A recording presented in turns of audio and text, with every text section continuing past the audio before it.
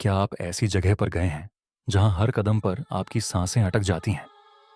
क्या आपने कभी महसूस किया है कि कोई आपको छूने की कोशिश कर रहा है, लेकिन आप उसे देख नहीं पाते?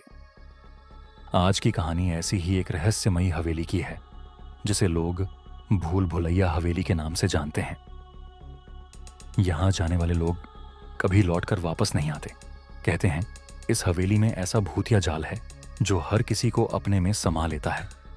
लेकिन इस जगह का सच क्या है और यह कितना खतरनाक हो सकता है? तैयार हो जाइए, क्योंकि यह कहानी आपको डर के ऐसे सफर पर ले जाएगी जहां से वापस लौटना मुश्किल है। यह कहानी लगभग 100 साल पुरानी है। राजस्थान के एक छोटे से गांव में यह हवेली बनवाई गई थी, जिसे भूल भुलैया हवेली कहा जाता था। हवेली के मालिक ठाकुर वीरेंद्र सिंह अपने समय के सबसे ताकतवर और रहस्यमयी व्यक्ति थे। कहा जाता है कि उन्होंने यह हवेली अपनी छिपी दौलत और काले जादू के प्रयोगों के लिए बनवाई थी। गांव वालों का कहना है कि हवेली के निर्माण के समय ही वहां कुछ अजीब घटनाएं होने लगी थीं। मजदूरों के शरीर पर अजीब निशान बन जाते और कई लोग अचानक गायब हो जाते। लेकिन ठाकुर ने सबकी बातों को अफवाह कहकर दबा दिया।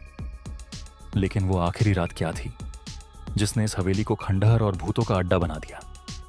यह जानने के लिए थोड़ा और इंतजार कीजिए। अब आपको मिलवाते हैं हमारे मुख्य किरदारों से। आज के दौर में 4 दोस्तों की एक टीम थी जो ऐसी जगहों की सच्चाई जानने के लिए वीडियो बनाती थी।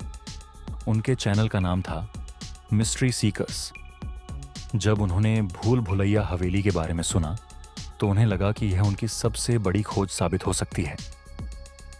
अर्जुन ने कहा, हवेली का नाम सुनते ही सब डर जाते हैं। अगर हमने इसके अंदर जाकर रिकॉर्डिंग की तो हमारा चैनल रातों रात मशहूर हो जाएगा। मीरा ने डरते हुए कहा, पर कहते हैं कि जो वहां गया वो कभी लौटकर नहीं आया। क्या हमें सच में यह रिस्क लेना चाहिए? कबीर ने कहा, डरने की जरूरत नहीं है, सब अफवाह है, कैमरे लगाओ और चलो। संजना ने कहा, ठीक है, पर अगर कुछ भी गड़बड़ हुआ तो हम फौरन वापस लौट आएंगे। वे चारों अपनी कैमरा टीम के साथ हवेली के लिए निकल पड़े। लेकिन उन्हें नहीं पता था कि यह निर्णय उनकी जिंदगी का सबसे बड़ा और सबसे खतरनाक फैसला होगा।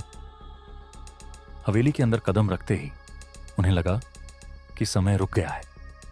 हर चीज ठहरी हुई और डरावनी लग रही थी। दीवारों पर पुराने खून के धब्बे और अजीब आकृतियां बनी हुई थीं।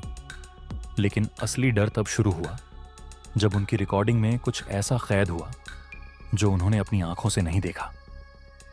हमारी रिकॉर्डिंग में एक और परछाई दिख रही है, लेकिन यहां तो हम 4 ही हैं। संजना ने चीखते हुए कहा, कुछ है वहां उस कोने में, मैंने अभी देखा। जैसे जैसे वे हवेली के अंदर बढ़ते गए अजीब चीजें होने लगीं। मीरा को लगा कि किसी ने उसके कान में कुछ कहा, लेकिन जब उसने पीछे देखा तो वहां कोई नहीं था। कबीर के बैग से खुद ब खुद चीजें बाहर गिरने लगीं। हवेली अब अपनी असली शक्ल दिखा रही थी। लेकिन जब उन्होंने हवेली के तहखाने में जाने का फैसला किया तो उन्हें नहीं पता था कि वे अपने सबसे बड़े दुश्मन का सामना करने वाले हैं। तहखाने में कदम रखते ही उन्हें एक भयानक बदबू महसूस हुई।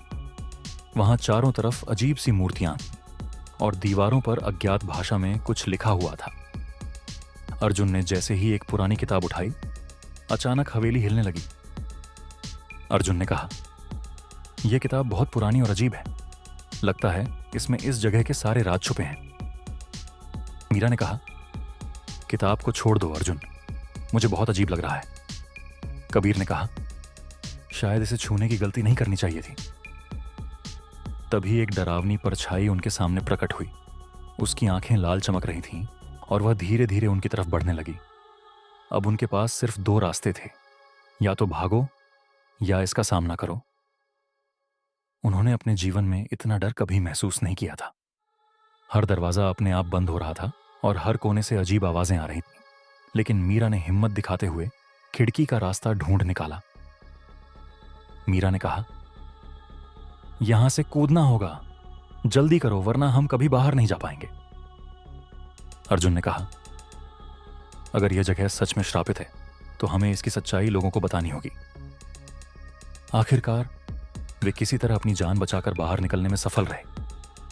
लेकिन उनके मन में अब भी यह सवाल था, क्या भूल भुलैया हवेली का श्राप सच में खत्म हो गया, या वह अब भी किसी नए शिकार का इंतजार कर रही है। तो दोस्तों, ये थी भूल भुलैया हवेली की कहानी। क्या आप ऐसी जगह पर जाने की हिम्मत करेंगे?